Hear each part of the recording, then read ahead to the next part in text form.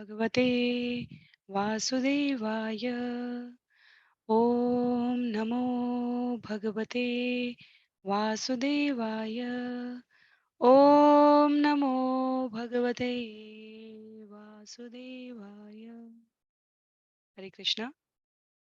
सभी भक्तवृंद को सादर प्रणाम। श्रीमद् भागवतम महापुराण सत्रों की इन श्रृंखला में हम सभी आज 290 सत्र में स्कंद 5 अध्याय 1 भाग 3, जो इस अध्याय 1 का संभवतः अंतिम भाग है, वहां पर राजा प्रियव्रत के चरित्र के बारे में सुखदेव गोस्वामी और महाराज परीक्षित के संवाद के माध्यम से श्रवण कर रहे हैं। अंतर्राष्ट्रीय कृष्ण भावनामृत संघ के संस्थापक आचार्य कृष्ण कृपामूर्ति श्री श्रीमद अभय चरणारविंद भक्ति वेदांत स्वामी शिल प्रभुपाद के द्वारा लिखित सुंदर श्रीमद् भागवतम की पुस्तकें हमारे अध्ययन का स्रोत है। जैसा कि इन सत्रों का प्रारूप है, वर्तमान विषय की एक संक्षिप्त प्रस्तुति, एक अवलोकन, उसके पश्चात मंगलाचरण और तत्पश्चात एक एक श्लोक का वाचन, अनुवाद और भक्ति वेदांता स्वामी शिल प्रभुपाद के द्वारा प्रस्तुत तात्पर्य के माध्यम से हम इस विषय को श्रवण करते हैं। स्कंद 5 अध्याय 1 राजा प्रियव्रत के चरित्र में सुखदेव गोस्वामी से महाराज परीक्षित द्वारा पूछा गया प्रश्न था कि वो कौन सी स्थिति थी, परिस्थिति थी, वो कौन से विचार थे जिसमें भर्तृहरि, जिन्होंने सांसारिक जीवन का एक प्रकार से त्याग करके स्वयं को भक्ति में रत कर लिया था, उन्होंने स्वयं को पुनः गृहस्थ में आवृत्त किया। उनके प्रश्न के उत्तर में सुखदेव गोस्वामी द्वारा स्वयं ब्रह्मा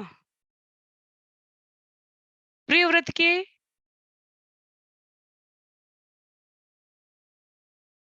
दादा लगेंगे, स्वयंभुव मनु,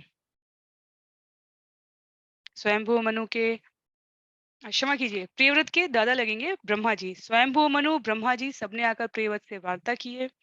नारद मुनि प्रियव्रत के आध्यात्मिक गुरु हैं। जीवन की व्यवहारिकता पर, जटिलता पर, जीवन के उद्देश्य के प्रति जो जानने योग्य आवश्यक व्यवहारिक बिंदु हैं, उनको यहाँ पर प्रस्तुत करते हुए इस पूरे संवाद को परीक्षित के माध्यम से सुखदेव गोस्वामी प्राणी मात्र को अवगत करा रहे हैं। तो आज के सत्र में हम लोग श्लोक संख्या 19 से इस विषय को आगे श्रवण करने का प्रयास करेंगे। पहले मंगलाचरण करते हैं और सभी से मेरा अनुरोध रहेगा, जिनके पास पुस्तकें हैं वे पुस्तक का प्रयोग करें। इन चर्चाओं में, इन सत्रों में सभी आवश्यक बिंदुओं को जो तात्पर्य में वर्णित है समाहित करने का प्रयास किया जाता है, पर फिर भी अध्ययन की, स्वाध्याय की अपनी विशेषता है। जब हम उनको एक लयबद्ध तरीके से पढ़ते हैं, तब हम उसको, जो हम श्रवण कर रहे हैं उसके बाद पढ़ते हैं, तो हम उसको शीघ्रता से ग्रहण कर सकते हैं। इसलिए मैं सदैव अनुरोध करती हूँ पुस्तकें हमारे पास होनी चाहिए। मंगलाचरण में नारायणं नमस्कृत्य नरं चैव नरोत्तमं देवीं सरस्वतीं व्यासं ततो जयम् उदीरयेत्। शृण्वतां स्वकथा कृष्ण पुण्यश्रवणकीर्तन यद्यन्तस्थो भद्राणि विधुनोति सुयस्यताम्। नष्टप्रायेषु भद्रेषु नित्यं भागवत सेवया भगवत्युत्तमश्लोके भक्तिर्भवति नैष्ठिकी। ॐ अज्ञानतिमिरान्धस्य ज्ञानाञ्जनशलाकया चक्षुरुन्मीलितं येन तस्मै श्रीगुरुवे नमः। मूकं करोति वाचालं पङ्गुं लङ्घयते गिरिं यत्कृपातमहं वन्दे परमानन्दमाधवम्। वाञ्छाकल्पतरुभ्यश्च कृपा सिन्धुभ्य एव च पतितानां पावनेभ्यो वैष्णवेभ्यो नमो नमः। जय श्री कृष्ण चैतन्य प्रभु नित्यानंद श्री अद्वैत गदाधर श्रीवासादि गौर भक्त वृंद। हरे कृष्णा कृष्ण कृष्ण हरे हरे, हरे राम राम राम हरे हरे, हरे कृष्णा कृष्ण कृष्ण हरे हरे, हरे राम राम राम हरे हरे, हरे कृष्णा कृष्ण कृष्ण हरे हरे, हरे राम राम राम हरे हरे। हरे कृष्णा। तो पुनः सभी भक्तवृंद को सादर प्रणाम है। सत्र 290 में हम सभी स्कंद 5 अध्याय 1 श्लोक संख्या 19 से आज के सत्र को आरंभ करेंगे। राजा प्रेरित के चरित में श्लोक संख्या 19 में शुकदेव गोस्वामी कहते हैं, त्वं त्वब्जनाभं गृह्सरोजकोश दुर्गाश्रितो निर्जितषट्सपत्नम् भुङ्क्ष्वेह भोगान् पुरुषातिदिष्टान् विमुक्तसङ्ग प्रकृतिं भजस्व। ब्रह्मा जी ने आगे कहा, हे प्रियव्रत, कमल नाभ ईश्वर के चरण कमल के कोश में शरण लेकर छहो ज्ञान इंद्रियों पर विजय प्राप्त करो। तुम भौतिक सुख भोग स्वीकार करो, क्योंकि भगवान ने तुम्हें विशेष रूप से ऐसा करने के लिए आज्ञा दी है। इस तरह तुम भौतिक संसर्ग से मुक्त हो सकोगे और अपनी स्वाभाविक स्थिति में रहते हुए भगवान की आज्ञाएं पूरी कर सकोगे। सुखदेव गोस्वामी यहाँ महाराज परीक्षित को बता रहे हैं, ब्रह्मा जी प्रियव्रत के समक्ष उपस्थित होकर उनको कह रहे हैं कि तुम भौतिक भोगों को स्वीकार करो, क्योंकि भगवान ने तुम्हें विशेष रूप से ऐसा करने की आज्ञा दी है। और जीवन में भौतिक भोग स्वीकार करने की, यदि हमारी भौतिक भोग की चाह है यदि जीवन में, ध्रुव महाराज के उदाहरण में भी हमने ये देखा था, तो उसकी जो विधि आचार्य बताते हैं वो क्या है, कमल नाभ ईश्वर के चरण कमल के कोश में शरण लेकर छहो ज्ञान इंद्रियों पर विजय प्राप्त करो। इस प्रकार तुम भौतिक सुख भोग करते हुए भी भौतिक संसर्ग से मुक्त रह सकोगे और अपनी स्वाभाविक स्थिति में रहते हुए भगवान की आज्ञाओं का पालन कर सकोगे, पूरा कर सकोगे। तो इसलिए हमारे यहाँ राजाओं को, जो आध्यात्मिक पथ पर अग्रसरित रहते थे, उनको राज ऋषि कहा जाता है। चाहे वो विक्रमादित्य रहे हो, चाहे यहाँ प्रियव्रत की बात की जा रही हो, चाहे ध्रुव ने अपने जीवन काल में जब राजपद स्वीकार किया था, महाराज जनक रहे हो, दशरथ रहे हो, अनेक अनेक उदाहरण है। तो इन्हें राज ऋषि कहा जाता है, क्योंकि इन्होंने भगवान के चरण कमल के कोश में अपने ज्ञान इंद्रियों पर विजय प्राप्त करने के लिए शरणागति स्वीकार की है, और तब भौतिक संसर्ग से ही अपने आप को मुक्त रख पाते हैं और राजपद के अनुरूप व्यवहार करते हुए भगवान की इच्छाओं की पूर्ति करते हैं। श्रील प्रभुपाद कहते हैं तात्पर्य में, भौतिक जगत में 3 प्रकार के प्राणी हैं। जो अत्यधिक इंद्रिय भोग करने का प्रयत्न करते हैं वो कर्मी कहलाते हैं। जो इन्हें रोकने का प्रयत्न करते हैं वो योगी कहलाते हैं। जो स्वाभाविक रूप से भगवान के द्वारा दिए गए आदेश का पालन करते हुए जीवन यापन कर रहे हैं, वो भक्त कहलाते हैं। यहाँ प्रियव्रत को गृहस्थ जीवन के लिए नहीं, ऐसा नहीं लगना चाहिए कि इस जीवन सुख भोग की बात करने का आदेश कहा जा रहा है, अर्थात भगवान के आदेश से ब्रह्मा जी प्रियव्रत को भौतिक प्रकृति में, कहीं नहीं लिखा है भौतिक प्रकृति में भौतिक भोगों में आसक्त होने की बात करें। वो क्या कह रहे हैं, तुम्हें भगवान की तरफ से ऐसा विशेष आदेश है कि जीवन के इस संवहन के लिए अपने आप को प्रस्तुत करो, इसको स्वीकार करो। लेकिन कैसे करो ये पहले प्रस्तुत किया गया है।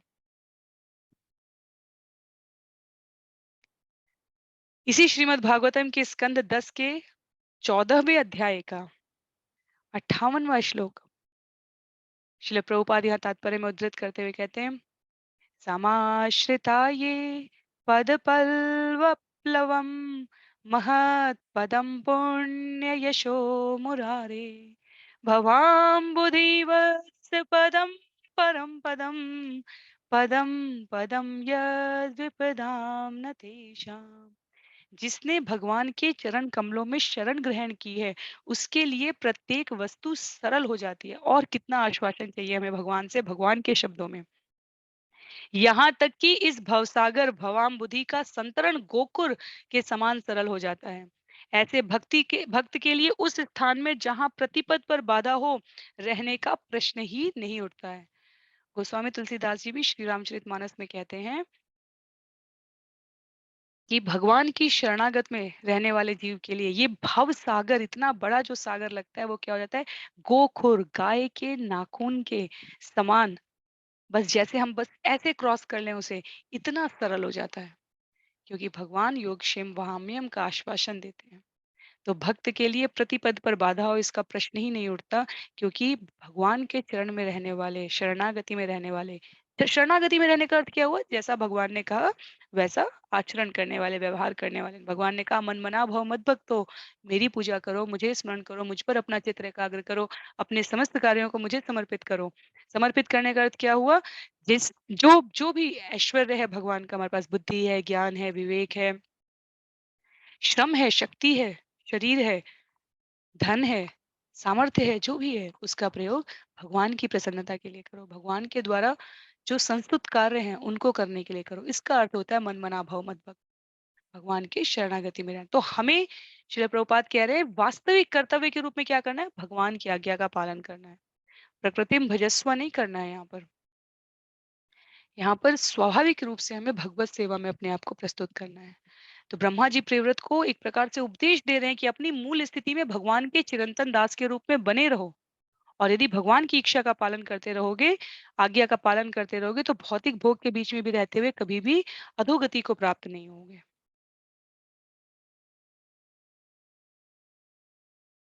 चैतन्य चरितमृत मध्य लीला अध्याय 7 श्लोक संख्या 129 में कहा गया है, कबू न बाधी बे तो मार विषय तरंग, पुनरपि एई ठाए पाबे मोर संग। ऐसा एकनिष्ठ भक्त जो श्री चैतन्य महाप्रभु के संप्रदाय का विश्व भर में उपदेश देता है, उसे विषय तरंगे नहीं सताती। उल्टे वह काल क्रम के साथ श्री चैतन्य महाप्रभु के चरण कमलों की शरण में वापस जाता है, और इस प्रकार उससे उसकी शाश्वत संगति बनी रहती है। तत्पश्चात सुखदेव गोस्वामी अब कहते हैं, तो ये ब्रह्मा जी द्वारा इस प्रकार से प्रिव्रत को मना लिया गया है, उनको आज्ञा के रूप में ये प्रस्तुत किया गया है।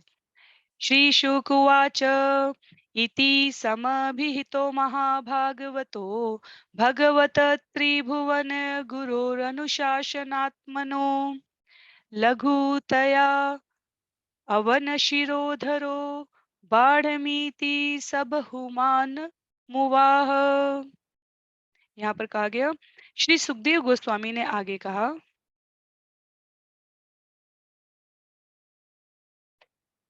इस प्रकार तीनों लोके के गुरु ब्रह्मा जी द्वारा भली भांति उपदेश दिए जाने पर अपना पद छोटा होने के कारण प्रिय व्रत ने नमस्कार करते हुए उनका आदेश शिरोधार्य किया और अत्यंत आदर पूर्वक उसका पालन किया है। तो यदि हमें स्मरण हो, तो अध्याय 5 के प्रथम स्कंध में बिल्कुल आरंभिक श्लोक में, श्लोक संख्या 6-7 में कहा था कि ब्रह्मा जी जब आए तो वो मुस्कुराए थे कि तुम कितनी भी त्याग तपस्या की बात करो, मुझे पता है कि मैं तुम्हें किस प्रकार भगवत आज्ञा की ओर प्रवृत्त करने वाला हूँ। और यहाँ पर कहते हैं सुखदेव गोस्वामी, अपना पद छोटा होने के कारण तीनों लोकों के गुरु ब्रह्मा जी द्वारा इस प्रकार उपदेश देते हुए, पद कैसे, सामाजिक शिष्टाचार के अनुसार भी वो पौत्र हैं, प्रियव्रत ब्रह्मा जी के पौत्र हैं। और छोटों का शरीर संबंध में भी ये धर्म होता है कि वे अपने गुरुजनों के आदेश का पालन करें। प्रियव्रत महाभागवत कहे गए हैं यहाँ पर। तो महाभागवत अपने गुरु के, अपने पूजनीयों के, अपने से वरिष्ठ के आज्ञा का कभी निरादर नहीं करते, और आज्ञा विशेष रूप से भगवत भक्ति की ओर उन्मुख होने की दी जा रही है। ब्रह्मा जी ने कहा भगवान के ओर से आपके लिए ये विशेष आदेश है कि आप इसको स्वीकार करें। तो इसलिए भगवान के भक्त के रूप में प्रियव्रत अपने आप को भगवान के दासों का दास मानते हुए इसे स्वीकार करते हैं। सुखदेव गोस्वामी कहते हैं श्लोक संख्या 21 में, भगवानपि मनुना यथावदूपक कल्पितापचितिः प्रियव्रत नारदयो अविषममम् अभिसमीक्ष्यमाणयो आत्मसम् अवस्थानम् अवाक मनसम् क्षयम् अव्यवहतं प्रवर्तयन्न गमतः। तो जहां जहां सुखदेव गोस्वामी है, ऐसे मुझे आचार्यों से या इससे ऐसा कोई विशेष श्रवण नहीं है कि इस श्लोकों को इस क्रम में क्यों व्यवस्थित किया गया है। पर जब ब्रह्मा जी और प्रियव्रत का संवाद हो रहा था तो हमने देखा छंद रूप में उपस्थित थे। अभी यहाँ पुनः ये पद्य रूप में उपस्थित किए गए हैं।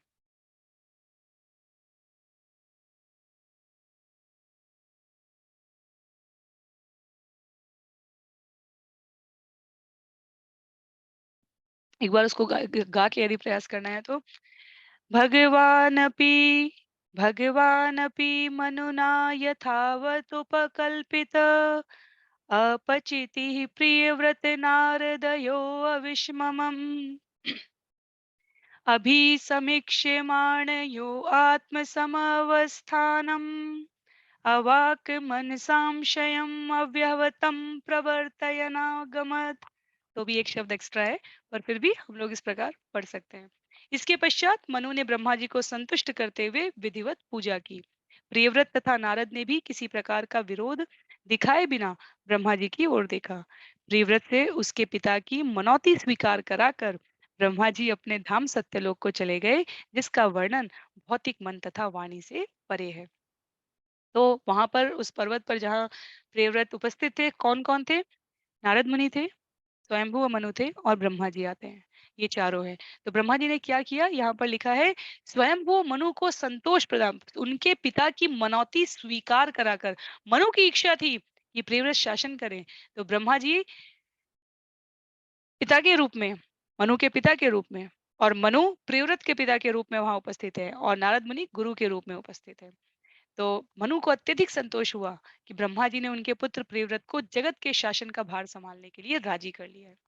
प्रियव्रत भी संतुष्ट थे क्योंकि उन्हें भगवत इच्छा का जो स्वरूप ब्रह्मा जी ने प्रस्तुत किया वो उनके लिए स्वीकार स्वीकार करने योग्य था। नारद मुनि उपस्थित थे, वो भी संतुष्ट थे। तो एक प्रकार से ऐसा लग रहा है कि ब्रह्मा जी ने प्रियव्रत को सांसारिकता का जीवन स्वीकार करने के लिए बाध्य किया है, पर फिर भी नारद मुनि को इसका किंचित प्रकार, क्योंकि नारद मुनि के भी पिता हैं ब्रह्मा जी, प्रतीकात्मक तरीके से यहाँ पर जब मानस पुत्र के रूप में उत्पन्न होते हैं, तो प्रियव्रत और नारद सामान्य मनुष्यों के लिए आदर के योग्य है, और ये स्वयं अपने इस व्यवहार में ब्रह्मा और स्वयंभू मनु के प्रति जो सम्मान प्रस्तुत करते हैं उसको यहाँ पर व्यक्त किया गया है। तो अंतिम पंक्ति जहाँ पर लिखी है, श्रील प्रभुपाद यहाँ पर अनुवाद में लिखते हैं कि ब्रह्मलोक का वर्णन भौतिक मन तथा वाणी से परे है। भौतिक मन और वाणी से परे का अभिप्राय जो जीवन की अवधि है उस क्रम में कहा गया है। सरलतम तरीके से यदि हमें ब्रह्मा जी के एक दिन में कितने मनुष्यों के वर्ष होते हैं ये वो नहीं स्मरण है, तो हमें क्या याद करना है? एक दिव्य युग, पुनः एक दिव्य युग में 4 युग हैं, तो सतयुग, त्रेता, द्वापर, कलयुग मिलाकर एक दिव्य युग बनता है, और एक दिव्य युग में 43,20,000 वर्ष होते हैं। और ऐसे 1000 दिव्य युग की जब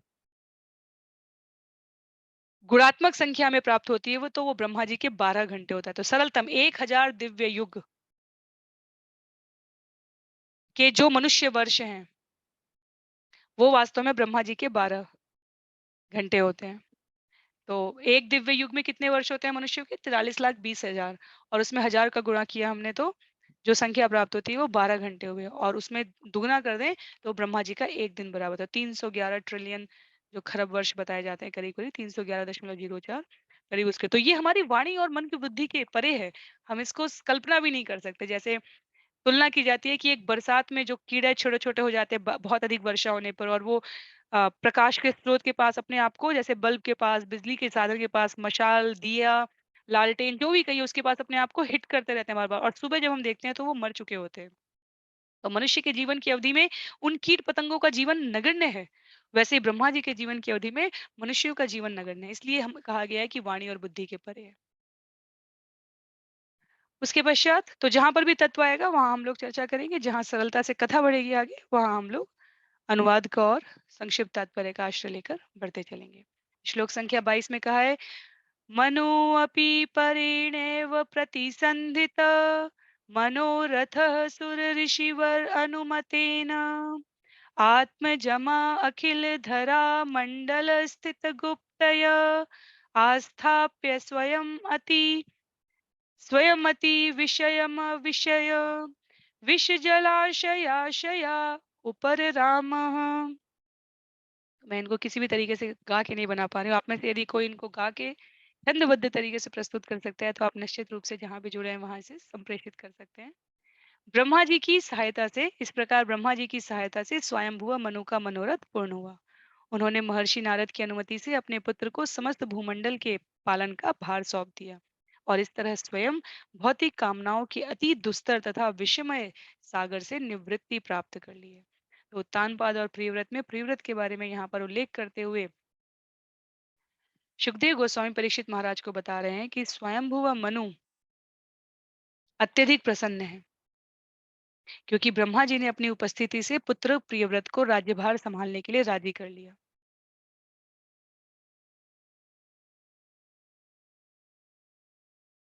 तो स्वयंभू मनु इस प्रकार अपने आप को प्रिवृत के हाथों में राज्य समर्पित करने के पश्चात आध्यात्मिक उपलब्धि के लिए संतोषजनक तरीके से मुक्तता का अनुभव करते हैं।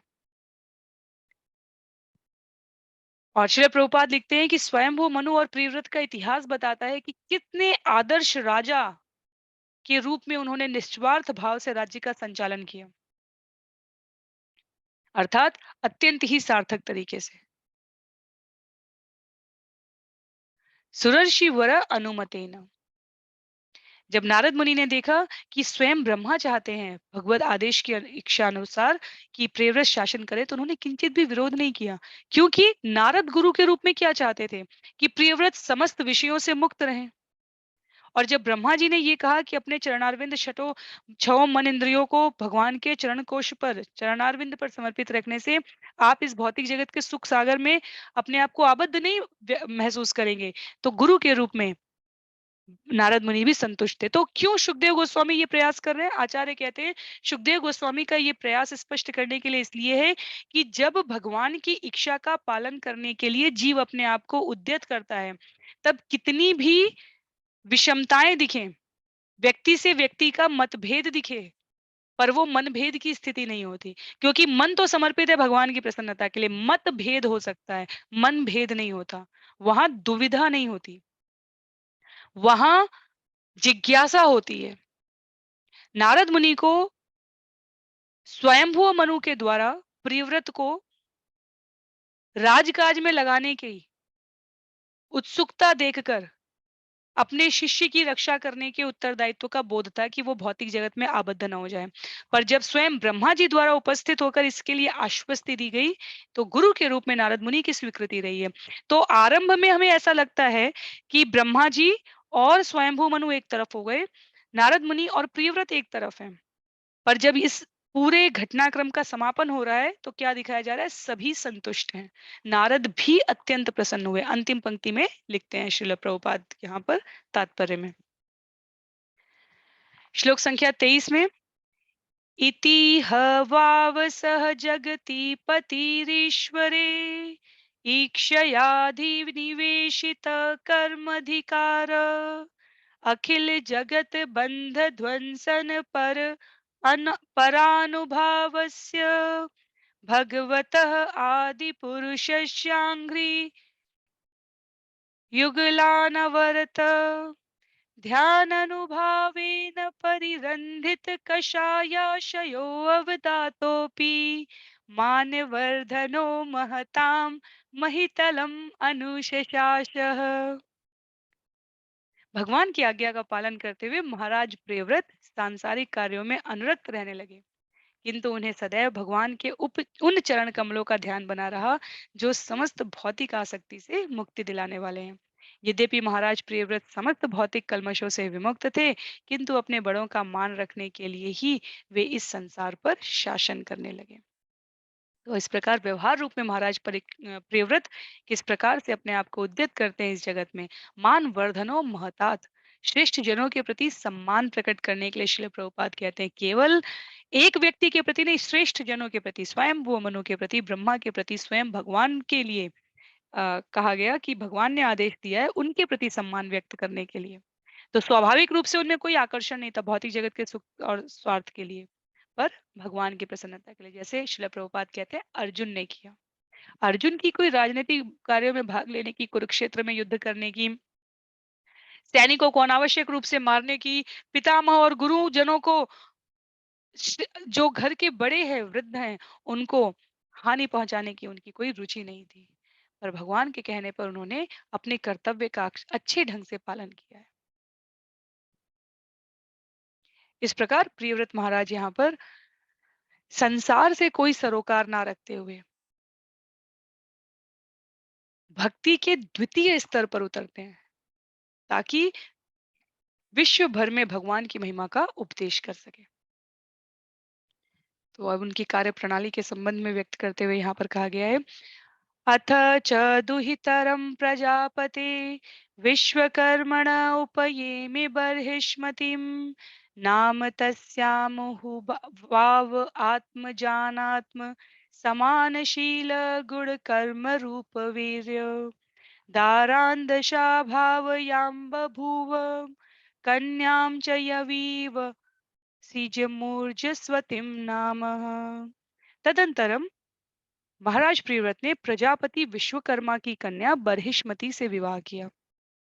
उससे उन्हें 10 पुत्र प्राप्त हुए, जो सुंदरता, चरित्र, उदारता तथा अन्य गुणों में उन्हीं के समान थे। उनकी एक पुत्री भी हुई जो सबसे छोटी थी, उसका नाम ऊर्जस्वती था। तो प्रजापति विश्वकर्मा, ये बिल्कुल आरंभिक सतयुग ब्रह्मा जी के प्रथम दिवस में पद्मकल्प में होने वाली घटनाएं हैं ये सब। और उस समय जो प्रजापति विश्वकर्मा है, उनकी कन्या बर्हिष्मति से प्रियव्रत का विवाह हुआ है। और उस देश काल परिस्थिति के अनुसार 10 पुत्र और एक पुत्रियां हुए। पुत्री का नाम ऊर्जस्वती है। सभी पुत्र अपने आप में अपने चरित्र और गुणों की उदात्तता के कारण प्रियव्रत से कमतर नहीं थे, प्रियव्रत के समान ही थे। तो अपने ब्रह्मचर्य जीवन से जब राजकाज संभालने के लिए प्रियव्रत ने स्वयं को उद्यत किया, तो उन्हें एक गृहस्थ के नियमों के अनुसार विवाह करने के लिए इस प्रकार प्रजापति विश्वकर्मा की निष्णात, दिव्य ज्ञान में निष्णात जो पुत्री है, उसके साथ उन्होंने अपने गृहस्थ जीवन को आगे बढ़ाने का इस प्रकार निर्णय लिया। उसके पश्चात श्लोक संख्या 25 में कहा गया है, आग्नेध्र इद्म जिह्व यज्ञ बाहु महावीर हिरण्यरेत घृत पृष्ठ सवन मेधातिथि वितिहोत्र कवयः इति सर्व एवाग्नि नामान। महाराज प्रियव्रत के 10 पुत्रों के नाम आग्निद्र, इद्मजीव, यज्ञबाहु, महावीर, हिरण्यरेता, घृतपृष्ठ, सवन, मेधातिथि, विधिहोत्र तथा कवि। तो ये अग्निदेव के भी नाम बताए गए हैं। तो कहने का अभिप्राय यहाँ पर है, आगे के श्लोक में यहाँ पर कोई तात्पर्य नहीं है, पुत्रों के नाम व्यक्त किए गए हैं। अगले श्लोक में कहते हैं, एतेषां कविर्महावीर सवन इति त्रये आसन्नुध्वरेत सस्त आत्मविद्यायामभव भवादारभ्य कृतपरिचया पारमहंसमेवाश्रमम भजनम। जहाँ पर हमने यहाँ पर रोका, आत्मविद्यायाम अर्भ भावात आरभ्य, क्योंकि अंतिम पंक्ति में यहाँ पर कहा गया था कवि, ये अग्निदेव के भी नाम है, तो इसलिए यहाँ पर उसे आगे बढ़ाते हुए कहा गया, इन 10 पुत्रों में से 3 कवि, महावीर तथा सवन पूर्ण ब्रह्मचारी रहे। इस प्रकार बालपन से ब्रह्मचर्य जीवन की शिक्षा प्राप्त करने के कारण वे सर्वोच्च सिद्धि अर्थात परमहंस आश्रम से पूर्णतया परिचित थे। तो प्रियव्रत के स्वयं के जीवन में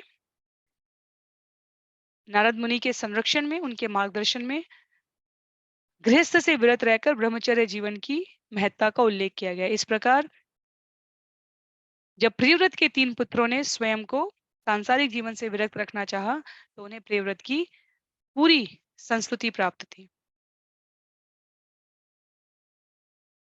उन 3 पुत्रों के जीवन काल में उनके द्वारा किए गए व्यवहार का उल्लेख करते हुए अगले श्लोक संख्या 27 में सुखदेव गोस्वामी कहते हैं, तस्मिन्नु हवा उपशमशीला परमर्शय सकल जीवनिकायावासस्य भगवतो वासुदेवस्य भीतानां शरणभूतस्य श्रीमच्चरणारविन्दा। विरत स्मरणा विगलित परम भक्ति योगानुभावेन परिभावितांतर हृदयादिगते भगवती सर्वेषां भूतानामात्मभूते प्रत्यगात्मन्यवात्मनस्तादात्म्यम् अविशेषेण समयुः। जीवन प्रारंभ से ही संन्यास आश्रम में रहकर ये तीनों अपनी इंद्रियों को पूर्णतया वश में करते हुए महान संत हो गए। उन्होंने अपने मन को उन भगवान के चरण कमलों में सदैव केंद्रित रखा जो समस्त जीवात्माओं के विश्राम स्थल है और वासुदेव नाम से विख्यात है। जो भव स्थिति से भयभीत हैं, उनके लिए भगवान वासुदेव ही एकमात्र शरण है। भगवान के चरण कमलों का निरंतर ध्यान धारण करने के कारण महाराज प्रियव्रत के ये तीनों पुत्र शुद्ध भक्ति से सिद्ध बन गए। वे अपनी भक्ति के बल से परमात्मा के रूप में प्रत्येक के हृदय में निवास करने वाले भगवान का प्रत्यक्ष दर्शन कर सके और इसका अनुभव कर सके कि उनमें तथा भगवान में गुण के अनुसार कोई अंतर नहीं है। यदि हम श्रीमद् भगवत गीता पढ़ें, भागवतम पढ़ें और कोई भी अन्य विष्णु तत्व में पद्म पुराण पढ़ें, ब्रह्म वैवर्त पुराण पढ़ें, कहीं भी पढ़ें, तो गुणात्मक रूप से भगवान और भगवान के भक्तों में कोई अंतर नहीं बताया गया, समता बताई गई है। और यहाँ पर इन तीन पुत्रों के इस जीवन चरित्र के उदाहरण से सुखदेव गोस्वामी पुनः उसी बात की संस्तुति करते हुए कहते हैं, भगवान में और जीव में गुण के अनुसार अंतर नहीं, गुणात्मक समता है, मात्रात्मक भिन्नता है। तो वासुदेव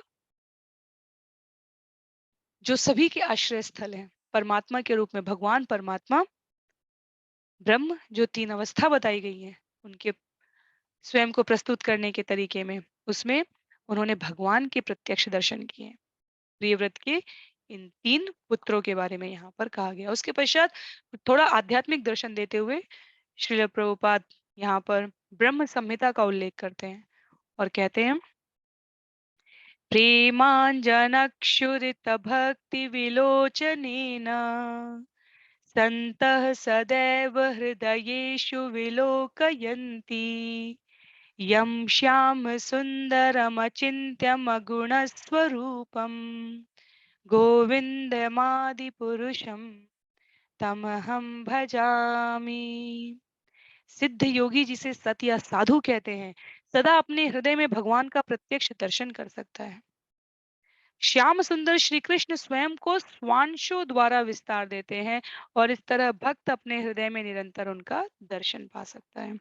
तो सिद्ध योगी के रूप में शुद्ध से सिद्ध हुए प्रियव्रत के तीन पुत्रों के बारे में यहाँ पर वर्णन आता है कि उन्होंने हृदय में स्थित परमात्मा भगवान है, इनको सम्यक दृष्टि से समझ पा रहे और अपने स्वरूप में उनको प्राप्त कर सके। तो शुद्ध भक्ति से पूर्ण आत्म साक्षात्कार प्राप्त अवस्था में ही ऐसा संभव है और अन्य किसी विधि से नहीं। और इसलिए यहाँ पर श्रील प्रभुपाद पूरे करीब करीब 2 पेज का समय लेकर तात्पर्य के माध्यम से इस विषय की प्रस्तुति कर रहे हैं। गृहस्थ की, सन्यास में परमहंस अवस्था की, परमहंस अवस्था के पश्चात क्या प्राप्त होता है जब उन्हें इंद्रियां विचलित नहीं कर पाती हैं, उसके वर्णन के रूप में बताते हैं कि अंततः वासुदेव सर्वमिति, वासुदेव के चरण कमल ही सर्वस्व है, सब कुछ है, समस्त जीवात्माओं के आगार हैं।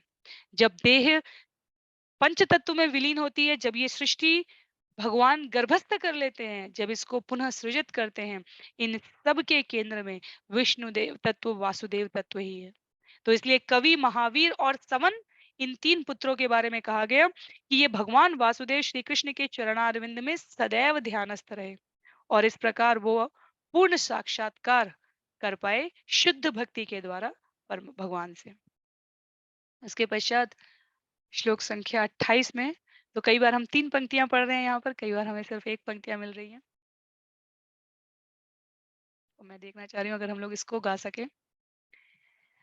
अन्यस्याम अपि जायायां त्रयः पुत्रा आसन्न उत्तम तामसः रैवत इति मनवंतराधिपतयः। महाराज प्रियव्रत की दूसरी पत्नी से 3 पुत्र उत्पन्न हुए। उनके नाम, जिनके नाम उत्तम, तामस तथा रैवत थे। बाद में इन्होंने मनवंतर कल्पों का भार संभाला है। तो मनवंतर कहा गया है। अ, एक-एक मनवंतर में एक-एक मनु हुए हैं और एक-एक मनु 71 युगों को सँभालते हैं, तो पूरी गणना थी। तो पुनः बिल्कुल सरलतम तरीके से ब्रह्मा जी के एक दिन में 1000 दिव्य चक्र हैं, युग चक्र हैं। एक युग चक्र में दिव्य युग चक्र में 4 युग होते हैं। तो इस प्रकार एक दिव्य युग चक्र में 43,20,000 वर्ष हुए, 1000 दिव्य युग चक्र में 43,20,000 गुणे 1000 हुए, ये 12 घंटे का ब्रह्मा जी का समय काल हुआ। इसको दुगना कर दें तो ब्रह्मा जी के 24 घंटे होते हैं। ऐसे 71 एक मनवंतर में 71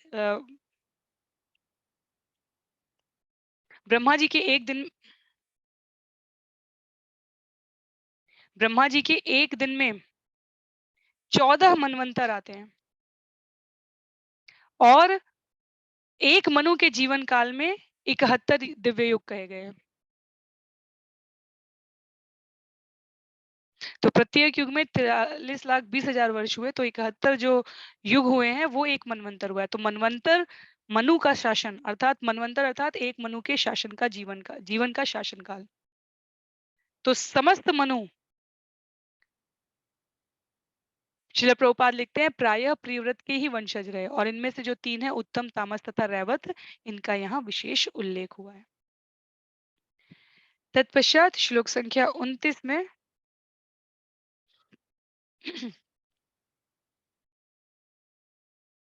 तो संस्कृत वास्तव में कैसी होती है?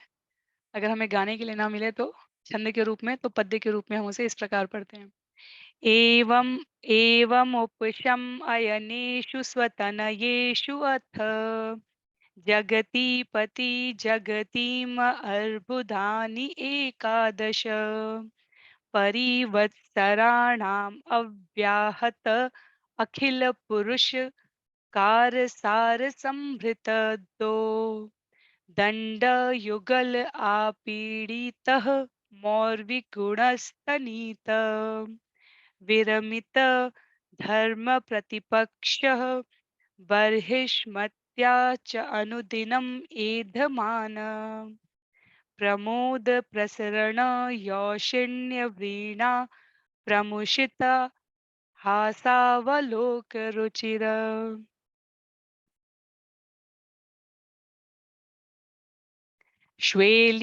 श्वेल्यादिभिः पराभूयमान विवेक इवानव अनवबुध्यमान इव महामना बुभुजे।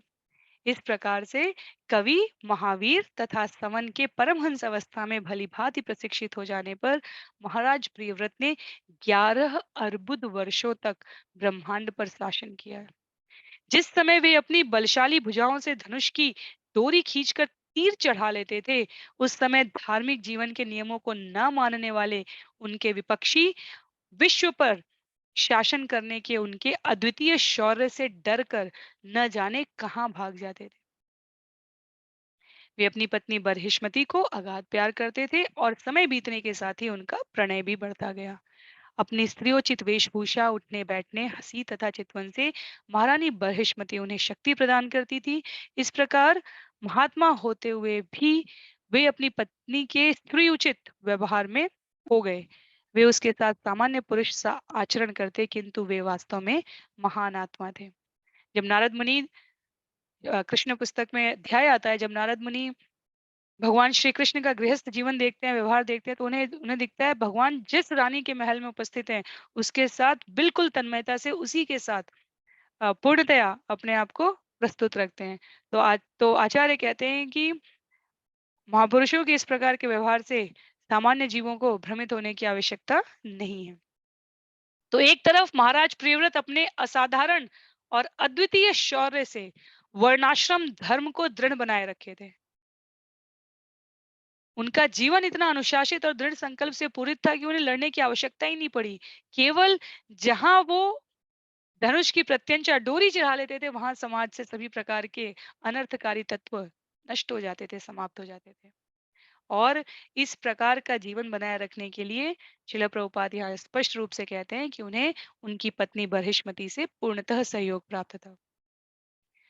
तो गृहस्थ जीवन को, ये शिला प्रभुपाद के शब्द है यहाँ पर, सुगमता पूर्वक चलाए रखने के लिए परस्पर सहयोग की दोनों तरफ से अत्यधिक आवश्यकता होती है।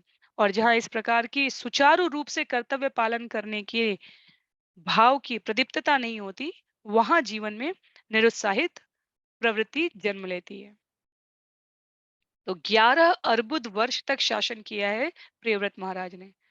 11 अर्बुद वर्ष। श्रील प्रभुपाद इसका रूपांतरण करते हुए कहते हैं, एक अर्बुद 10 करोड़ वर्ष के तुल्य होता है।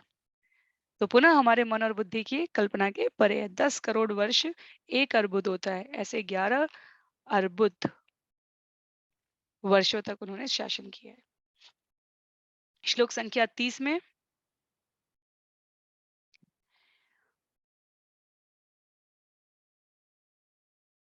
यावत् अवभासयति सुरगिरिम् अनुपरिक्रामन् भगवानादित्यो वसुधातलमध्येनैव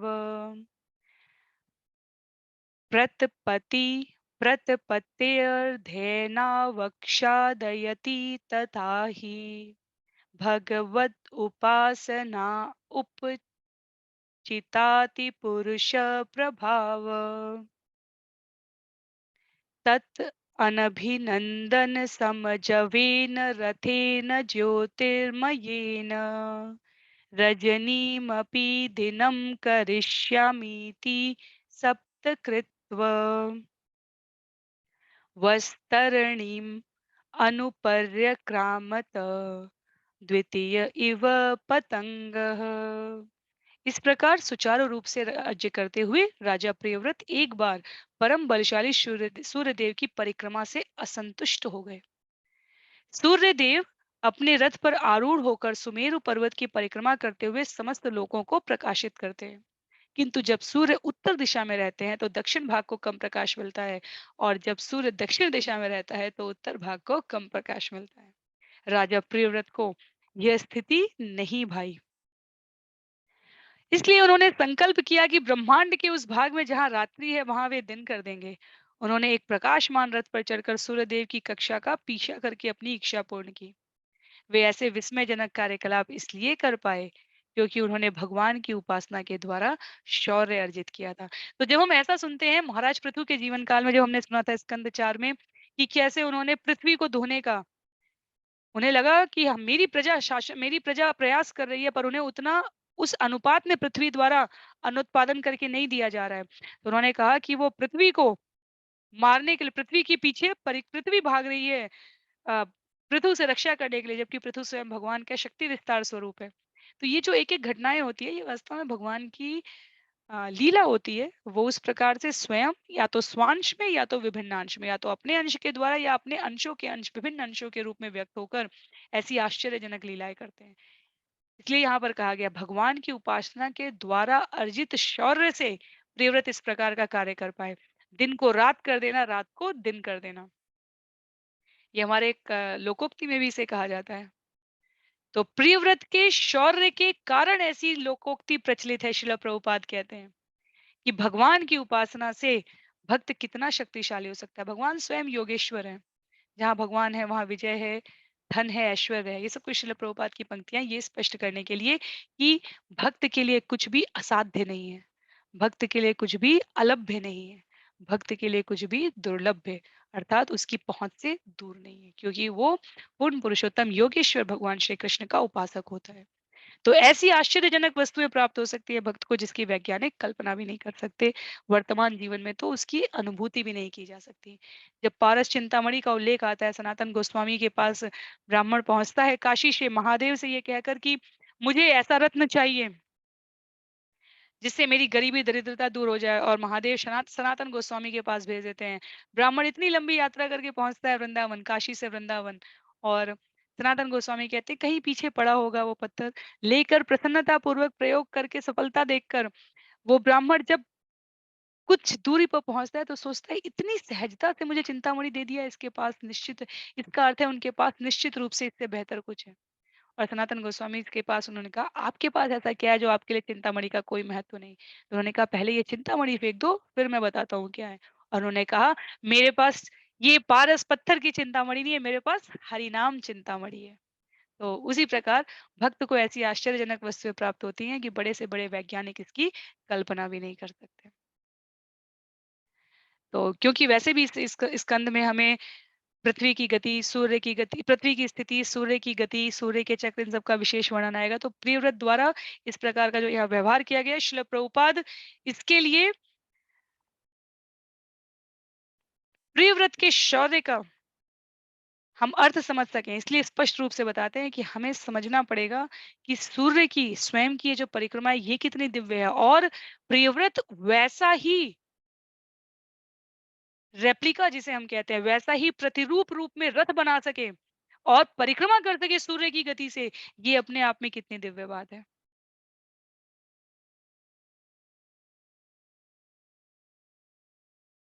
तो प्रियव्रत महाराज ने सूर्य के समान ऐसे तेजस्वी रथ का आविष्कार कर लिया कि जब सूर्यदेव जिस दिशा में उत्तर में है तो दक्षिण में कम प्रकाश ना मिले, दक्षिण में है तो उत्तर में कम प्रकाश ना मिले। देखने में स्वाभाविक रूप से हमें क्या लगता है, क्या ये प्रतिस्पर्धा है? नहीं।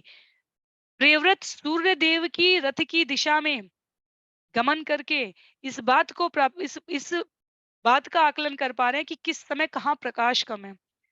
तो वो प्रतिस्पर्धा नहीं कर रहे हैं। ये बहुत समझने की बात है। श्रील प्रभुपाद स्पष्ट रूप से यहाँ पर कह रहे हैं कि प्रियव्रत महाराज ने सूर्य के समान तेजस्वी रथ का आविष्कार करके सूर्यदेव से प्रतिस्पर्धा नहीं की है। जहां सूर्यदेव का प्रकाश कम था, वहां अपने आप को प्रस्तुत किया। तो वो वैष्णव के रूप में एक दूसरे को नीचा नहीं दिखा रहे हैं। उनका उद्देश्य एक शासक के रूप में अपने आप को चतुर्दिक दिशाओं में जो प्रजा है उसको समान रूप से कैसे ऊष्मा का, ज्ञान का, प्रकाश का वितरण हो सके, ये सुनिश्चित कर रहे हैं। तत्पश्चात श्लोक संख्या 31 में उल्लेख किया गया है, ये वा उह तद्रथ चरण नेमीकृत परिखातास्ते सप्त सिंधव आसन्यत एव कृताः सप्त भुवो द्वीपा। दो पंक्तियों में है। जब प्रियव्रत ने अपना रथ सूर्य के पीछे हाँका तो उनके रथ के पहियों की परिधि से जो चिन्ह बन गए वे ही बाद में 7 समुद्र हो गए और भूमंडल 7 द्वीपों में विभाजित हो गए। तो अलग अलग कथाएं आएंगी इसमें और हमें उनको सम्यक दृष्टि से समझना है। जैसे कई बार जब भगवान के अवतरण के कारणों की चर्चा की जाती है तो हम जय विजय की बात करते हैं कि इस प्रकार सनत सनंदन सनातन सनत कुमार से श्राप मिला और जय विजय के कारण भगवान उनके उद्धार के लिए आए। कई बार हमें सती वृंदा का श्राप बताया जाता है। महादेव जगत जननी के विवाह की चर्चा की बात आती है, उसमें सृष्टि के नियामन की संचालन की बात आती है। हिरण्यकशिपु हिरण्याक्ष के समय वाराह अवतार के रूप में कथा आती है, कैसे कैसे भगवान ने प्रस्तुत किया।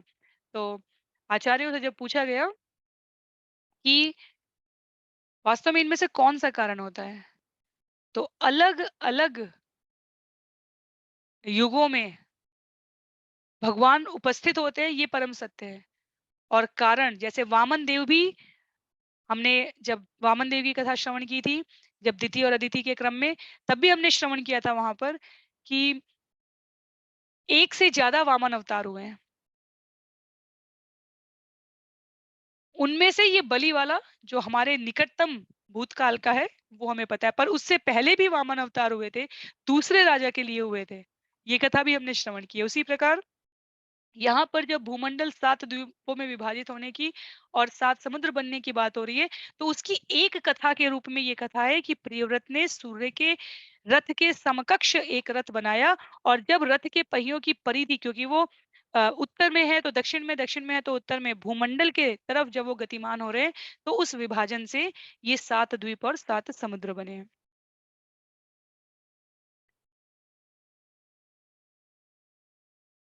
शिल प्रभुपाद यहाँ पर बता रहे हैं कि अंतरिक्ष लोक जो हैं उनको भी द्वीप कहा गया है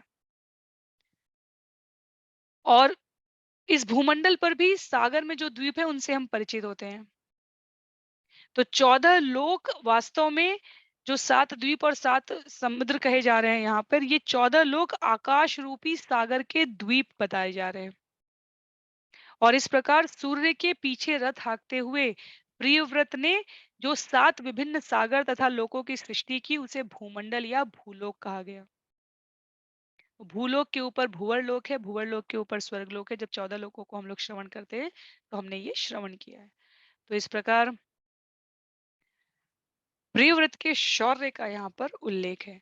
और जब ये 7 द्वीप जो बने हैं, उनके नाम यहाँ श्लोक संख्या 32 में उल्लेखित करते हुए कहा है, जम्बु प्लक्ष शाल्मली कुश क्रौंच शाक पुष्कर संज्ञास्तेषां परिमाणं पूर्वस्मात्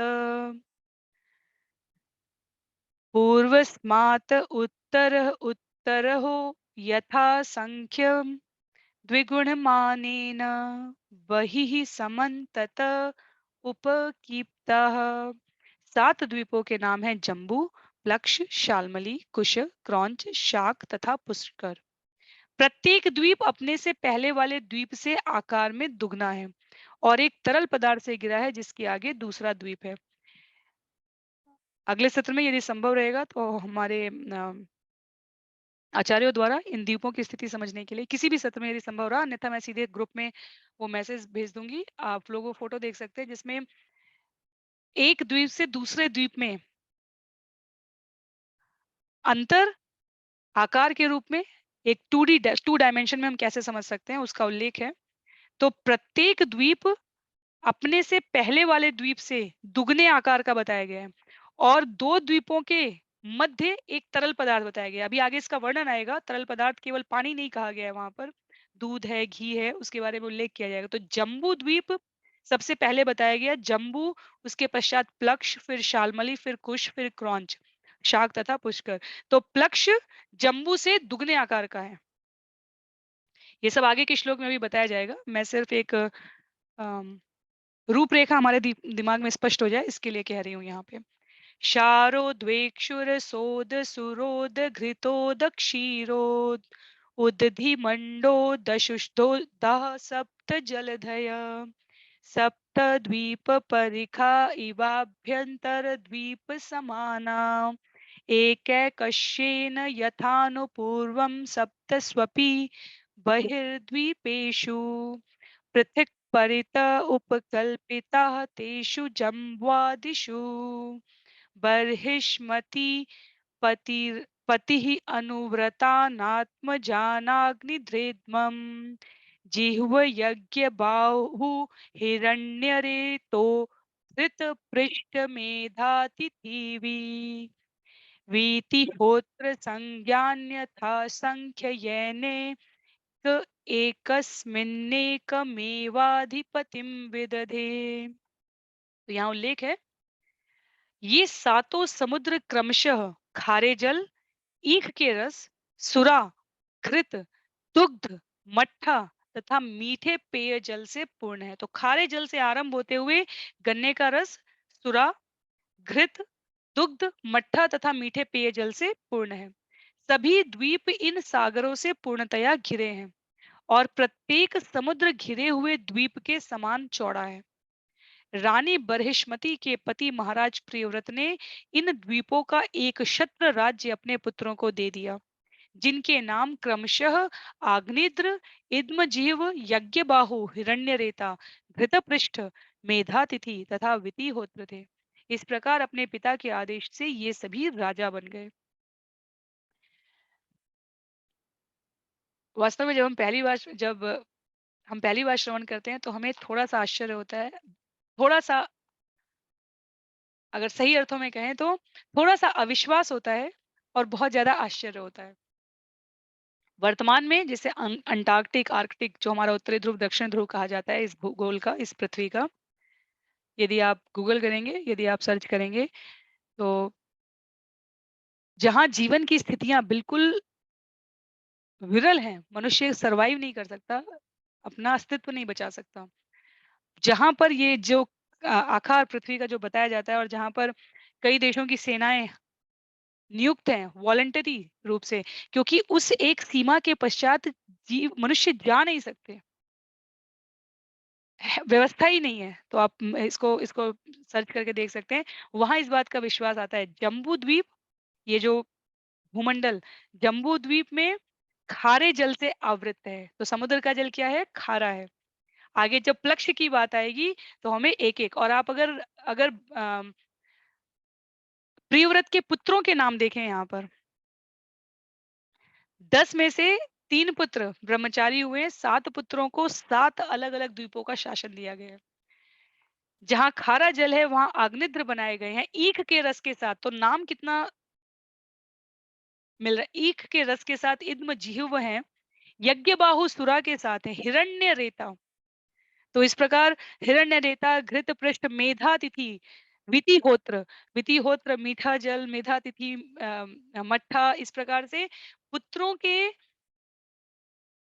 शासन के अनुपात में जो नामकरण है वो यहाँ पर अभिव्यक्त हो रहा है। तो ये आश्चर्य भी है और ये थोड़ा-सा अविश्वास है, क्योंकि हमारी इंद्रियों से हम ये सब कुछ अपने मस्तिष्क में समाहित नहीं कर सकते। यहाँ पर श्रील प्रभुपाद वीर राघव आचार्य का उल्लेख करते हुए कहते हैं, प्रथम द्वीप की चौड़ाई 1,00,000 योजन है। जम्बू द्वीप की चौड़ाई 1 योजन 8 मील के बराबर होता है। अतः प्रथम द्वीप की चौड़ाई 8 मील बताई गई है। और इस द्वीप को घेरने वाले जल की चौड़ाई इतनी ही, क्योंकि कहा कि जितने द्वीप है सागर की चौड़ाई उस द्वीप के समान है, पर लंबाई उससे बराबर नहीं हो सकती, लंबाई भिन्न होगी। तो इस प्रकार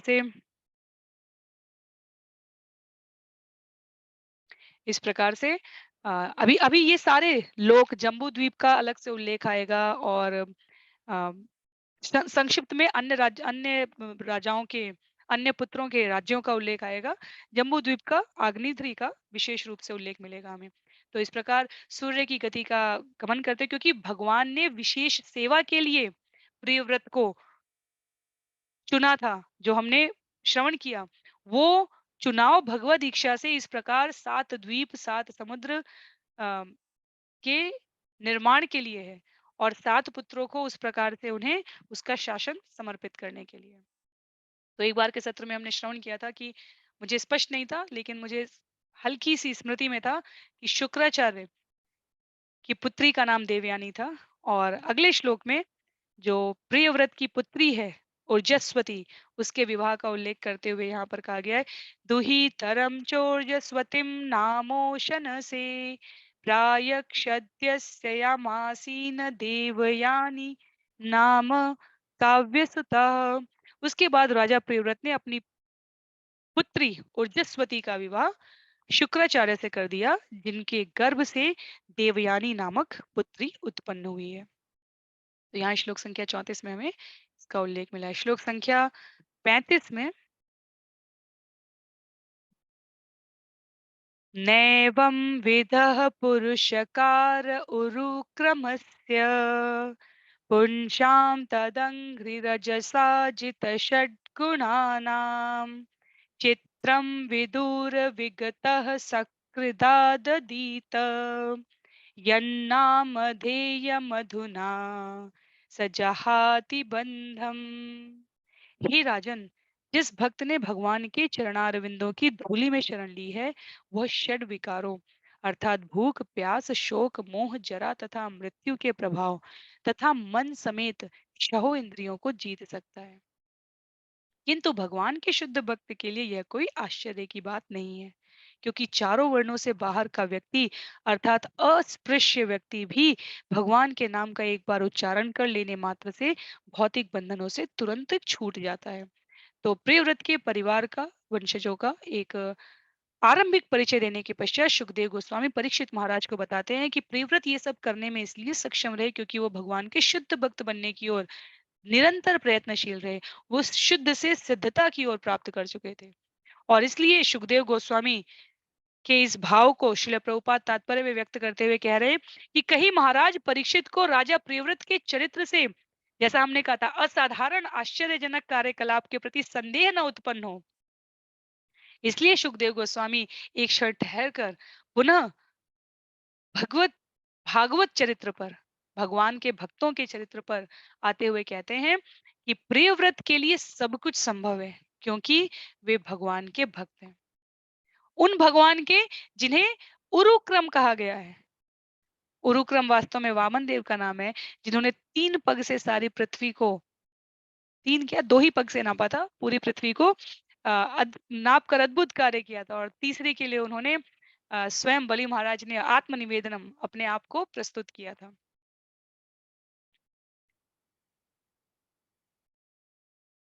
तो कहने का भाव ये है कि भगवान सर्वशक्तिमान है। वे जो कार्य करना चाहते हैं या अपने भक्तों से करवाना चाहते हैं, वो सामान्य व्यक्ति को भी अद्भुत बनाकर करवा सकते हैं। उनके चरण रज के प्रभाव से एक अद्भुत कार्य हो सकता है। जब हम स्कंद 1 में अर्जुन के चरित्र का वर्णन सुनते हैं, जब अर्जुन युधिष्ठिर द्वारा द्वारका भेजे जाते हैं कि भगवान कृष्ण के कुशलक्षेम ऐसे अपशगुन के संकेत मिल रहे हैं, तो भगवान सब कुछ तो ठीक है, द्वारका में जाओ देख कर आओ। तो अर्जुन वहां पर कहते हैं,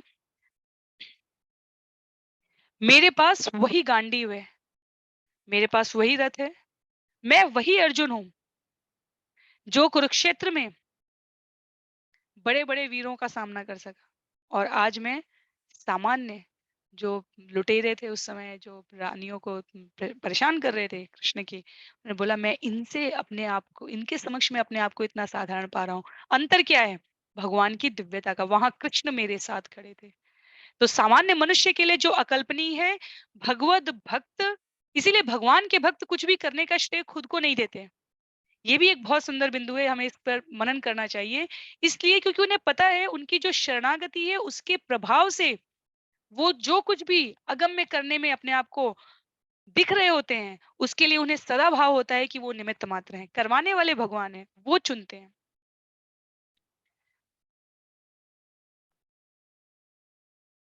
शिल प्रभुपाद यहाँ पर सुंदर चैतन्य चरित से शिक्षाष्टकम का उल्लेख करते हुए कहते हैं,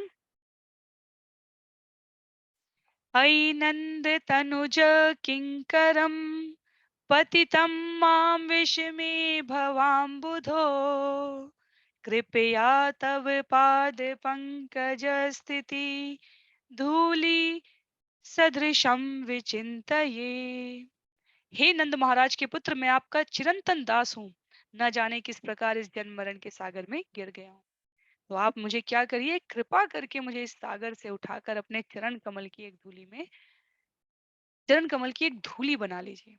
क्योंकि भक्त को पता है कि भगवान की शरणागति में निसंदेह सभी प्रकार की सफलता है। तो जितने भी भौतिक विकार है, भूख प्यास जन्म मृत्यु मोह जरा, ये सब जीव को सदैव परेशान करते हैं। और केवल भगवान की शरणागति होने से जीव अपने आप को इन विकारों से दूर कर सकता है। एक और बहुत सुंदर जो दशावतार का वर्णन है, उसको भी यहाँ पर जयदेव गोस्वामी के उस छंद को भी उल्लेख करते हुए यहाँ पर श्रील प्रभुपाद कहते हैं, छलयसि विक्रमणे बलिम् अद्भुत वामनम् पद नख नीरजनित जन पावन केशव धृता वामन रूप जय जगदीश हरे जय जगदीश हरे जय जगदीश हरे।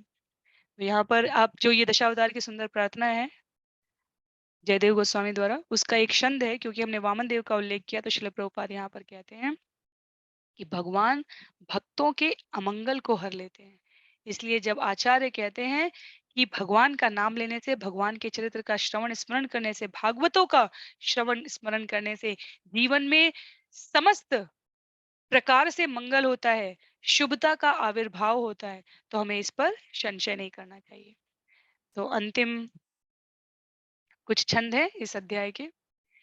स एवम परिमित बल पराक्रम एक धातु देवर्षि देवर्षि चरणानुशयनानुपतित गुण विसर्ग संसर्गेण निवृत्तम इवात्मानं मन्यमान आत्मनिर्वेद इदमाह।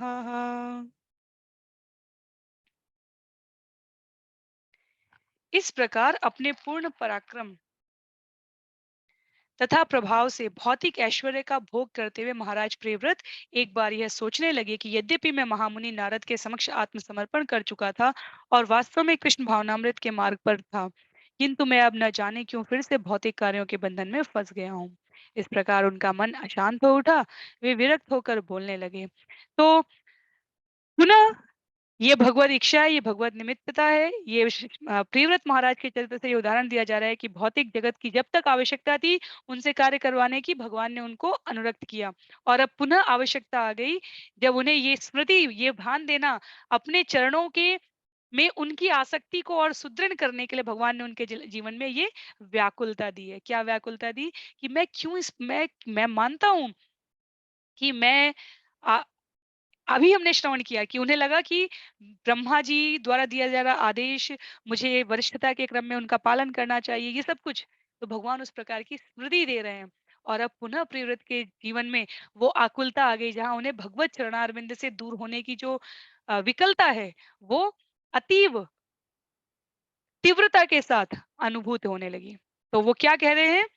अहो असाध्वनुष्ठितं यदभिनिवेशितोऽहम् इन्द्रिये अविद्यारचितविषं विषयान्धकूपे तदलमलं मुमस्य वनिताया विनोदमृगं मा दिग्धिगिति गर्हयां चकार। राजा ने अपनी भर्त्सना इस प्रकार की, ओह! इंद्रिय भोग के कारण मैं कितना धिक्कारा जाने योग्य हो गया हूँ। मैं अब भौतिक सुख के अंधकूप में गिर गया हूँ। बहुत हुआ। अब मुझे और भोग नहीं चाहिए। तनिक मेरी ओर देखो। मैं कैसे अपनी पत्नी के हाथों में नाचने वाला बंदर बन गया हूँ। इसलिए मुझे धिक्कार है। तो यहाँ स्त्री को नहीं कहा गया है, यहाँ वास्तव में ये अपने शब्द हैं। प्रियव्रत महाराज के, वो स्वयं को धिक्कार है, क्योंकि गृहस्थी का अर्थ को गृहस्थ में यदि संतान न हो तो ऐसा नहीं कहा जाता कि कोई व्यक्ति गृहस्थ में नहीं है। पर यदि गृहस्थ जीवन में पत्नी ना हो पति के लिए और पति ना हो पत्नी के लिए, तो उस गृहस्थ तो सामान्य सामाजिक भाषा में कोई नहीं कहता कि हम गृहस्थी हैं, अर्थात हम अ, ये सांसारिक जीवन का भाग है। उस संदर्भ में यहाँ पर प्रियव्रत द्वारा कहा गया है कि मैं एकदम गृहस्थी बन गया हूँ। कैसे? मैं केवल संतानोत्पत्ति, संतानों का पालन और उनके भविष्य के निर्धारण और उनको राज्य पाठ समर्पित करने, सब कुछ कर चुके हैं प्रियव्रत महाराज। अब उनके द्वारा द्वारा ये जो भाव व्यक्त किया जा रहा है, ये वास्तव में सामान्य जनमानस को ये स्पष्ट कराने के लिए है कि जीवन सदैव सांसारिक भोग वासना कामना इच्छाओं में अपने आप को इमर्ज करके डुबो कर रखने के लिए नहीं है। एक निश्चित समयावधि पर हमें अपने अपने स्वाभाविक स्वरूप के प्रति जागृति अवश्य आनी चाहिए। तो क्योंकि प्रियव्रत देवर्षि द्वारा शिक्षित हैं, श्रील प्रभुपाद कहते हैं, इसलिए गृहस्थ जीवन के सभी आवश्यक कार्य जो भगवान द्वारा उन्हें अ, सौंपे गए थे, उनको समर्पित करने के पश्चात वो अपनी कृष्ण भावनामृत को पुनः अपने आप को विरक्ति के मार्ग पर अग्रसर करने के लिए इस प्रकार प्रस्तुत कर सके। पर देवता प्रसाद अधिगत आत्म प्रत्यवमर्षेण अनुप्रवृत्तेभ्यः पुत्रेभ्य इमां यथादायं विभज्य भुक्त भोगां च महिषीं मृतकवीम सह महाविभूतिम् अपहाय स्वयं निहित निर्वेदो हृदि गृहीत हरिविहारानुभावो भगवतो नारदस्य पदवीं पुनरेवानुससार। भगवान के अनुग्रह से महाराज प्रियव्रत का विवेक पुनः जागृत हो उठा। उन्होंने अपनी सारी संपत्ति अपने आज्ञाकारी पुत्रों में बांट दी। अपनी पत्नी को, जिसके साथ उन्होंने इंद्रिय सुख भोगा था, और प्रभुत ऐश्वर्यशाली राज्य सहित सब कुछ त्याग कर वे सभी प्रकार की आसक्ति से रहित हो गए। विमल हो जाने से उनका हृदय भगवान की लीलाओं का स्थल बन गया। इस प्रकार वे कृष्ण भावनामृत के पद पर पुनः लौट आए और महामुनि नारद के अनुग्रह से जिस पद को प्राप्त किया था उसको फिर से धारण किया है।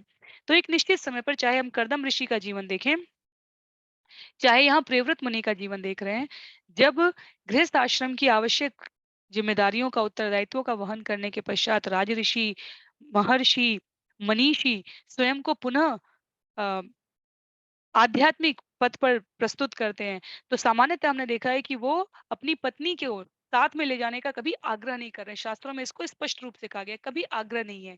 क्यों नहीं है आग्रह? क्योंकि शास्त्र में स्त्रियों को जिस नैसर्गिक संरक्षण की बात की गई है, वो उनके स्वाभाविक सुकोमलता के कारण कहा गया है। तो वन का जीवन कठिन है। ऐसा नहीं है यहाँ पर कि जब कर्दम ऋषि देवहूति को छोड़कर गए या प्रियव्रत यहाँ पर बृहस्पति को छोड़कर जा रहे हैं, तो वो उनको किसी कष्ट में डालकर जा रहे हैं। वो उन्हें भावी भौतिक कष्टों से जो उन्हें वन में गमन करने में, जीवन यापन करने में भोगना पड़ सकता है, उससे बचाने के लिए इस प्रकार की व्यवस्था है कि पुत्रों के संरक्षण में जहाँ परिवार में आप हैं। स्त्रियों के लिए अलग से संन्यास की संस्तुति नहीं है हमारे शास्त्रों में, इसीलिए क्योंकि उनका नैसर्गिक संन्यास होता है जब वो पिता के घर से कहा जाता है कि अपने भावी परिवार के लिए अब स्वयं को प्रस्तुत करती हैं। वो क्योंकि संन्यास का अर्थ है अपनी मन को, वृत्ति को, इंद्रियों को अनासक्त रूप से प्रस्तुत करना। तो इसलिए अलग से संन्यास की विधि नहीं है, अलग से वानप्रस्थ आश्रम की नहीं। ये कोई कमतर और ज़्यादा अधिकार देने की बात नहीं है। ये गरिमा युक्त तरीके से शरीर के लिए आवश्यक रूप से जो संरक्षण चाहिए, उसकी सुविधा का ध्यान रखने के लिए किया गया है। तो यहाँ पर अगर कोई अनावश्यक रूप से कोई कुतर्क करना चाहे कि पत्नी को त्याग दिया, ऐसी बात नहीं है। सभी प्रकार के इंद्रिय सुख, ऐश्वर्य, प्रभूत ऐश्वर्य लिखा है यहाँ पर, सामान्य ऐश्वर्य भी नहीं, प्रभूत ऐश्वर्य में उनको सुरक्षित करते हुए तब वे अपने आप को पुनः कष्टमय जीवन, जहाँ पर वो शरीर की सुख सुविधा का कोई महत्व नहीं रह जाता, जहाँ पर उस वन गमन वाले जीवन में अपने आप को अग्रसरित करके क्या कर रहे हैं? अपने आप को पुनः अपने कृष्ण भावनामृत भाव में, जहाँ पर वो पहुँच चुके थे बहुत पहले, पुनः अपने आप को वहाँ पर प्रस्तुत करते हैं।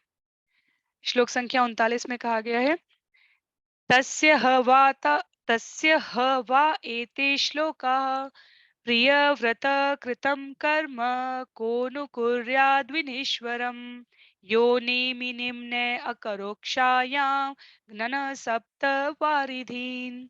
महाराज प्रियव्रत के कर्मों से संबंधित अनेक श्लोक प्रसिद्ध हैं। जो कुछ महाराज प्रियव्रत ने किया उसे भगवान के अतिरिक्त अन्य कोई नहीं कर सकता था। उन्होंने रात्रि के अंधकार को दूर किया और अपने रथ के पहियों की नेमी से 7 समुद्र बना दिए। तो उन प्रियव्रत महाराज की यशोगाथा को यहाँ पर प्रस्तुत किया गया है कि जो कार्य भगवान ने, जो उन्होंने किया, वो सामान्य मनुष्य के द्वारा संभव नहीं है, वो स्वयं वास्तव में भगवान के कार्य हैं। और उसके लिए उन्होंने अपने अनुग्रह से शुद्ध भक्त को प्रस्तुत किया है, और शुद्ध भक्त को आचार्य, भगवान की पदवी प्रदान करने में कोई संकोच नहीं करते। तो महाराज प्रियव्रत वास्तव में ऐसे ही एक भक्त के रूप में आते हैं। श्लोक संख्या 40 में कहा गया है, भूसंस्थानं कृतं येन सरित्वी गरिवनादिभिः सीमा च भूतनिर्वृत्ते द्वीपे द्वीपे विभागश। विभिन्न लोगों में पारस्परिक झगड़ों को रोकने के लिए महाराज प्रियव्रत ने नदियों, पर्वतों के किनारों तथा वनों के द्वारा राज्यों की सीमाएं निर्धारित की, जिससे कोई एक दूसरे की संपत्ति में घुस ना सके। अभी बड़े-बड़े पद्य पढ़ने के बाद जब हम ये 2 पंक्तियों के श्लोक पढ़ते हैं भगवद गीता और भागवतम में 4 पंक्तियों के, तो हम वास्तव में इनकी सराहना कर सकते हैं कि छंदबद्ध तरीके से लिखना कितना सरल है। कितना लिखना सरल नहीं है, कितना सिद्धहस्त है, और हम लोगों के लिए उसका श्रवण करना कितना सरल है। तो यहाँ पर कहा जा रहा है कि ये जो पर्वतों की, नदियों की, वनों की, किनारों की ये जो सीमाएँ हैं, ये वास्तव में भौतिक जगत के पारस्परिक झगड़ों को रोकने के लिए प्रियव्रत द्वारा बनाई गई हैं। तो यहाँ इंगित किया जा रहा है कि विभिन्न जातियों के लोग विभिन्न भागों में रह रहे हैं, और जिन्हें द्वीप कहा जा रहा है, वो विभिन्न पर्वतों द्वारा, नदियों द्वारा, वनों द्वारा उनकी सीमाएँ निर्धारित की गई हैं। यदि हम स्मरण करें, महाराज पृथु के शासनकाल में भी ऐसा गया, उन्होंने नगरों की योजनाएँ बनाई थी। जो वेणु के यदि हमें स्मरण हो महाराज वेणु के कई अध्याय थे महाराज पृथु के, तो वहां पर उन्होंने भी नगरों की सुशासन व्यवस्था स्थापित की थी, ताकि जो चोर उचक्के है वो वन में किस प्रकार निषाद जाति और हिंसक पशु कैसे जंगलों में, पहाड़ियों में सुरक्षित है, ताकि मनुष्य सामान्य समतल भूमि पर सुगमता पूर्वक अपना जीवन यापन कर सके। तो सदा सर्वदा से भिन्न-भिन्न प्रकार की भौगोलिक सीमाओं में भिन्न-भिन्न प्रवृत्ति के और प्रकृति के मनुष्य और अन्य जीव रहते आए हैं। उनमें समरसता का केंद्र केवल और केवल कृष्ण भावनामृत हो सकता है। जैसे शिल प्रभुपाद ने उत्तर से लेकर दक्षिण तक, पूर्व से लेकर पश्चिम तक के देशों में कृष्ण भावनामृत का प्रचार किया, क्योंकि उन्होंने आत्मा से संबंधित करने वाले ज्ञान को सरलतम भाषा में प्रस्तुत किया है। पर व्यवहार रूप में प्रियव्रत द्वारा भूमंडल को इस प्रकार द्वीपों में विभाजित किया गया ताकि लोग अपनी सीमाओं में सुनिश्चित तरीके से रह सके। और हम देख सकते हैं इतिहास का जितना भी हिंसक कृत्य हुआ है, जितने भी रक्तपात, शोषित अवशोषित प्रकार के कृत्य हुए हैं, वो सीमाओं के उल्लंघन की वजह से हुए हैं। चाहे वो सामाजिक सीमाएं मर्यादाएं उल्लंघित हो रही हो, चाहे भौगोलिक सीमाएं और मर्यादाएं उल्लंघित हुई हो। और आज भी वास्तव में जो कार्य होते हैं वो एक के अधिकार क्षेत्र में दूसरे के हस्तक्षेप से होता है। तो अपना जीवन यापन करने की अम, प्रवृत्ति कृष्ण को केंद्र में रखकर सभी प्रकार से शांति ला सकती है। पर यदि ऐसा नहीं है तो समय समय पर भगवान द्वारा अपने प्रतिनिधियों के माध्यम से इस प्रकार व्यक्ति समूह के विशेषों को, जीव विशेषों को भिन्न भिन्न भिन्न प्रक्रिया द्वारा अलग रखा गया है। तो आज के सत्र के लिए अंतिम श्लोक है, श्लोक संख्या 41।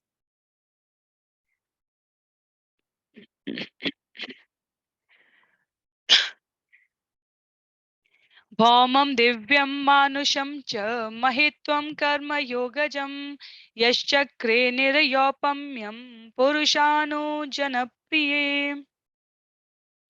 नारद मुनि के महान अनुयायी तथा भक्त महाराज प्रियव्रत ने अपने सकाम कर्मों तथा योग से प्राप्त किए गए समस्त ऐश्वर्य को, चाहे वह स्वर्गलोक, अधोलोक अथवा मानव समाज का हो, नरक तुल्य समझा है। तो नारद मुनि के भक्त के रूप में महाराज प्रियव्रत की स्थिति इतनी दिव्य है कि सकाम कर्म और योग से प्राप्त ऐश्वर्य उनके लिए किसी महत्व के नहीं रहे। भगवत गीता के छंद का उल्लेख करते हुए श्रील प्रभुपाद कहते हैं, परम दृष्टवा निवर्तते। योगी अपनी स्वेच्छा से मुक्ति का, तप का, भक्ति का दिव्य रसास्वादन करने के लिए अपनी संपत्ति का परित्याग करते हैं, स्वेच्छा से करते हैं। प्रियव्रत उस श्रेणी में आते हैं। महाराज प्रियव्रत को आध्यात्मिक आनंद का पूर्ववत अनुभव था। ब्रह्मा के कहने से उन्होंने इस भौतिक जगत की इस अ, व्यवहार व्यवहार युक्त जीवन का, जहाँ गृहस्थ है, जहाँ राज संचालन है, जहाँ इस प्रकार चोर उचक को, अपराधियों को दंड देने की व्यवहारिकता है, उसको उन्होंने स्वीकार किया। तो इसलिए उन्हें स्वर्ग लोक, मृत्यु लोक, मर्त्य लोक, पाताल लोक, किसी अन्य भौतिक लोक के सुख की कोई आकांक्षा नहीं थी। तो सभी प्रकार के सामर्थ्य के होते हुए भी उन्होंने अपनी शुद्ध भक्ति को सिद्धि में परिवर्तित करते हुए भगवत प्राप्ति के लिए इन सब का त्याग किया है। यहाँ पर लिखते हैं श्रील प्रभुपाद कि इस प्रकार श्रीमद् भागवत के पंचम स्कंद के अंतर्गत महाराज प्रियव्रत के चरित्र नामक पहले अध्याय के भक्ति वेदांत तात्पर्य पूर्ण हो रहे हैं। तो यहाँ पर ये अध्याय 1 समाप्त होता है और श्रील प्रभुपाद के असीम अनुग्रह से, भक्तों की कृपा से, गुरु महाराज के मार्गदर्शन से हम लोग अगले सत्र में अध्याय 2 आरंभ करेंगे। तो आज के लिए सत्र को यहीं पर विराम देते हैं। श्रील प्रभुपाद की जय, श्रील गुरुदेव की जय, अनंत कोटि वैष्णव वृंद की जय, श्रीमद् भागवतम महापुराण की जय। तो किसी भी प्रकार की दुविधा हो, कोई असहमति हो, कोई बिंदु अस्पष्ट लगा हो, आप इस वीडियो के कमेंट बॉक्स में बता सकते हैं, या आप जहाँ पे भी जुड़े हैं, जिस भी ग्रुप में, वहाँ पे आप व्यक्तिगत रूप से प्रस्तुत कर सकते हैं। आज के लिए सत्र को समाप्त करते हैं। श्रील प्रभुपाद की जय। हरे कृष्णा।